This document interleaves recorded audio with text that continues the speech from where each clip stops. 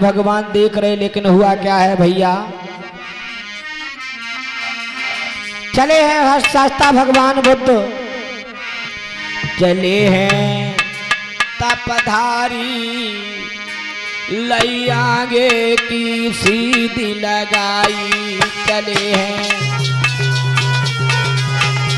आगे की सीधी लगाई, चले हैं तपधारी, लई आगे की सीधी लगाई। जैसे ही आगे चले और बढ़ते जा रहे हैं, जैसे ही उर्वेल वन में पहुंचे हैं तो भागते हुए लोगों को देखा। आहा, भगवान पास में पहुंचे, कहने लगे ठहर जाओ, क्यों भागते हो। अरे सब चिल्लाए के बोलन लागे, सब चिल्लाए के बोलन लागे, अरे सब चिल्लाए के बोलन लागे, चिल्लाए के बोलन लागे। जान मेरी जा रही है, अब तो बढ़ के चले तपधारी, जान मेरी।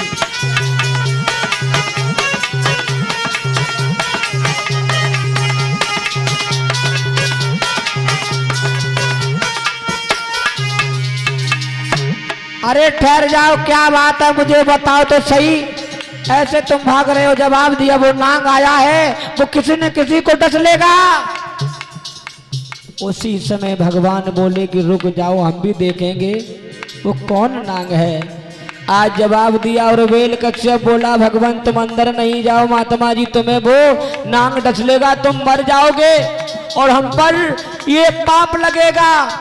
जवाब दिया नहीं, और जवाब दिया है, बोले क्या, महाराज सुनो अब आगे और हवाल, और बेले कश्यप बोलो,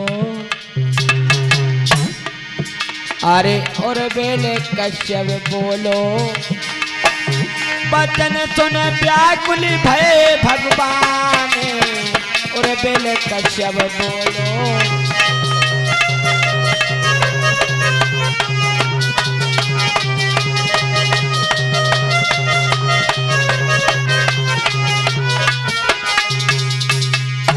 उसी समय उर्वेल कश्यप ने कही हम क्या करें, भगवान में अंदर नहीं जाने देंगे। जवाब दिया नहीं, तुम ये बात छोड़ दो, हमें अंदर जाने दो। जैसे ही अंदर जाने की बात की, उसी समय भगवान तो उस आश्रम में अंदर जाते हैं। आज सभी बाहर निकल जाते, बाहर से गेट लगा दिया है आश्रम का।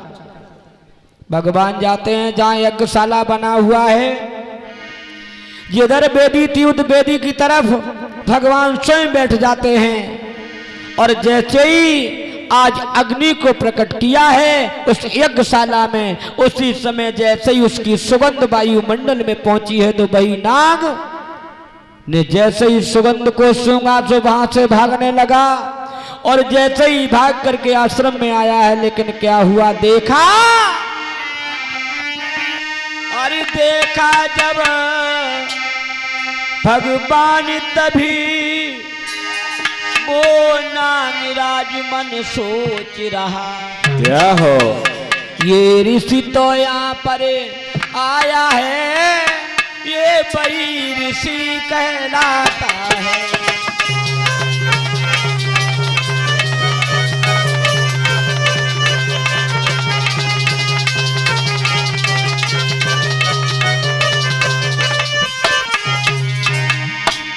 जवाब दिया, ये तो ऋषि वही है जिस ऋषि की मैंने निरंजना नदी के पास में इसकी मैंने रक्षा की थी। ये तो वही महात्मा है। और ये नाग कौन है, वही मुचलिंद्र नाग है। जैसे ही उस नाग ने देखा और जैसे ही देखता रह गया, बोला, भगवानी तथागत तब बोले, हाँ तब बोले, हाँ तब बोले, फौरन अब बचन सुनाए हैं। और ये मुझे नाम पता नहीं, मैं तेरे पंच का हूँ भैया।